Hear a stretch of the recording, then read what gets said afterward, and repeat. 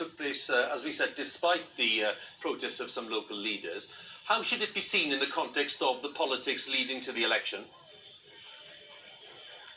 Well, I think we have to view anything that happens here politically over the next 9 weeks through the prism of the election. And certainly Donald Trump has decided that the way forward for him is this very strong, aggressive messaging on law and order, saying he is essentially the man who is with the police, and this is a country that will fall into chaos and anarchy if left to the Democrats. And even though Joe Biden, his Democratic counterpart, of course, came out 24 hours ago and very unequivocally condemned the violence, I think we can expect much more of that from Donald Trump in the coming days and weeks. What we haven't heard a great deal about from the president is what he's going to do about racial injustice and police brutality. And as we get into the evening here in Kenosha, people are once again taking to the streets. And what they say is until they hear concrete steps as to how to tackle those issues, they will continue to demonstrate.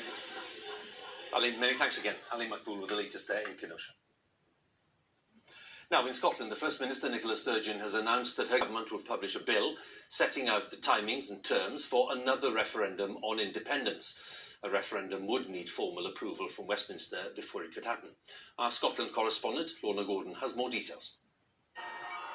It's 6 years since voters here had their say on whether Scotland should become an independent country.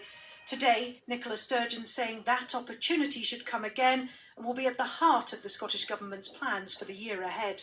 Before the end of this Parliament, we will publish a draft bill setting out the proposed terms and timing of an independence referendum, as well as the proposed question that people will be asked in that referendum. Opposition parties not impressed, saying the Scottish Government has got its priorities wrong. One of the best and biggest ways to help people back into work is to sort out childcare. And I think it was sadly typical of this government today that their commitment to childcare is delayed, but their commitment to a referendum bill is front and centre. These are not normal times, and we were told this would not be a normal programme for government, and dealing with COVID was front and centre. The proposed draft bill for another referendum, though, has been the point which has captured much of the attention. But it's by no means a done deal. The UK government has to agree to such a vote, and the Prime Minister has repeatedly stated that he is opposed to a referendum taking place. Other policies and ideas in the programme for government included a guarantee to everyone aged between 16 and 24 of a job, education or formal training. It promised a Scottish child payment to every eligible family, starting in February of next year. It also included plans to look at creating a national care service to work alongside the NHS. With some shops shuttered and business curtailed as a result of the pandemic, Nicola Sturgeon reiterated that for now the most pressing concern remains COVID and also tackling the economic fallout it brings.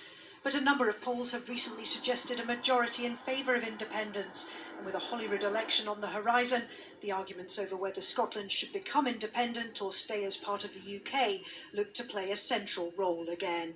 Lorna Gordon, BBC News, Edinburgh. Thousands of students in the Belarus capital, Minsk, have defied the security forces, with another march calling for the removal of the country's president. Police attacked some of the groups and carried out arrests. The country's leader, Alexander Lukashenko, is under continued pressure to stand down after he claimed a huge victory in the recent election, which was widely regarded as having been rigged.